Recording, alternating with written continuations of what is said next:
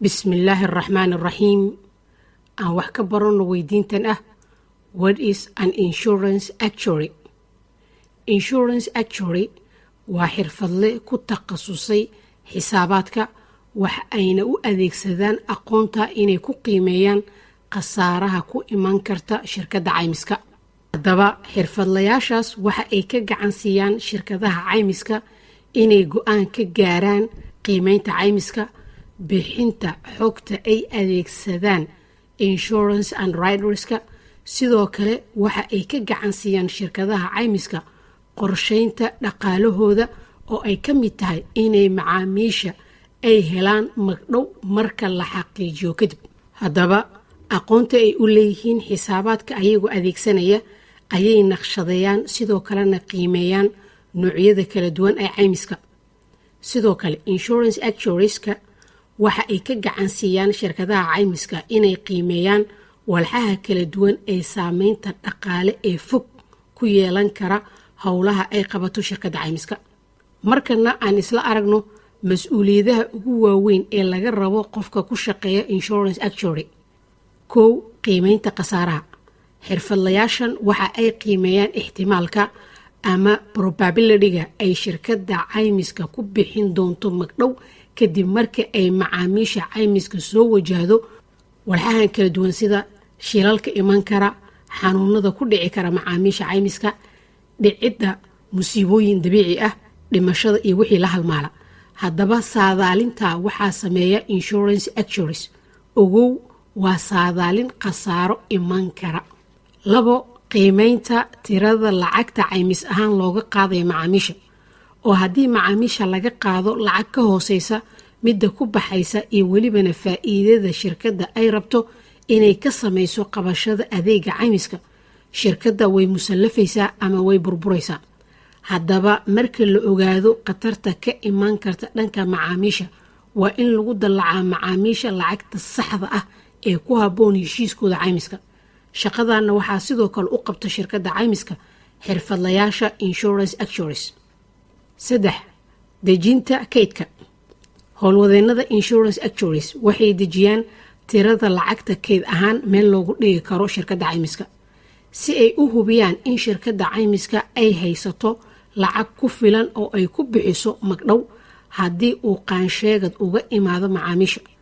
sidoo kale lacagtan kaydka ah waxa ay kaalin ku leedahay gaaridda xasiloonida maaliyadeed ee shirkadda caymiska. 4. horumarinta adeegyo cusub oo ay bixinayaan shirkadaha caymiska. haddaba howlwadeennada insurance actuaries waxa ay ka gacan geystaan horumarinta adeegyo cusub oo caymiska ah, iyagoo qiimeynaya khasaaraha iyo faa'iidada ka iman karta haddii shirkadda caymiska ay bixiyaan adeegyadan cusub oo ay ka gadaan macaamiisha. 5. qorsheynta maaliyadeed.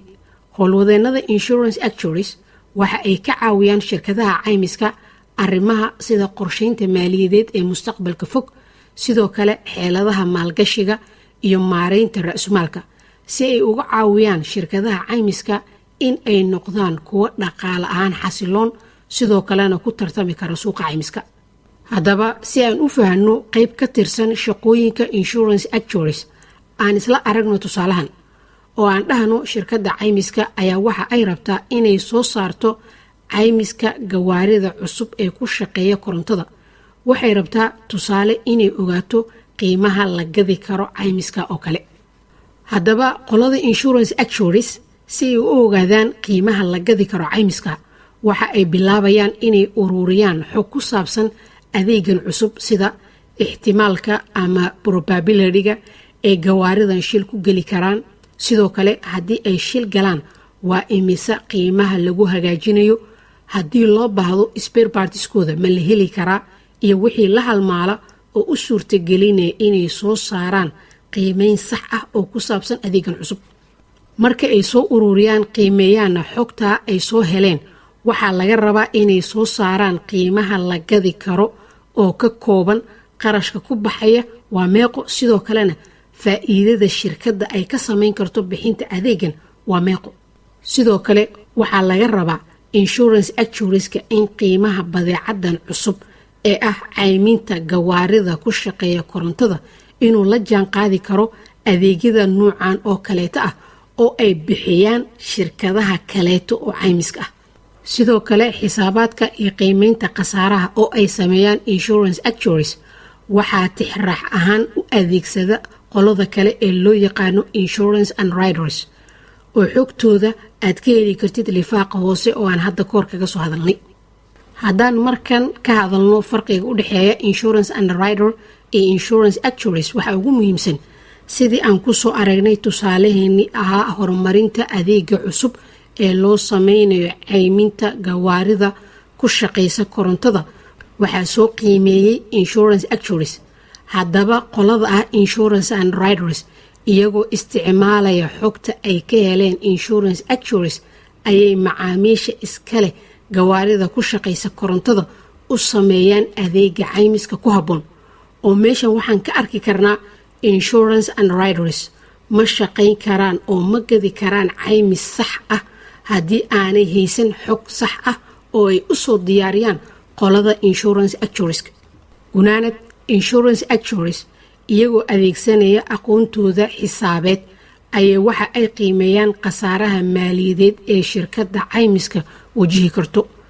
sidoo kale waxa ay ka gacan siiyaan shirkadaha caymiska inay qaataan go'aaman sax ah oo ku saabsan qiimaha ugu habboon ee la gadi karo adeegyada caymiska ee cusub. sidoo kale samaynta kayd horumarinta adeegyo cusub. sidoo kale waxa ay u qabtaan inay gaaraan xasilooni maaliyadeed iyo in shirkadda caymiska ay samayn karto faa'iido. xog dheeraada oo ku saabsan qeexidda caymiska, insurance underwriter, insurance premium, insurance deductibles fadlan ka dhegeyso lifaaqa hoose oo aan hadda koor kaga soo hadalnay. mahadsanidin waa inoo mar kale haddii rabbi idmo.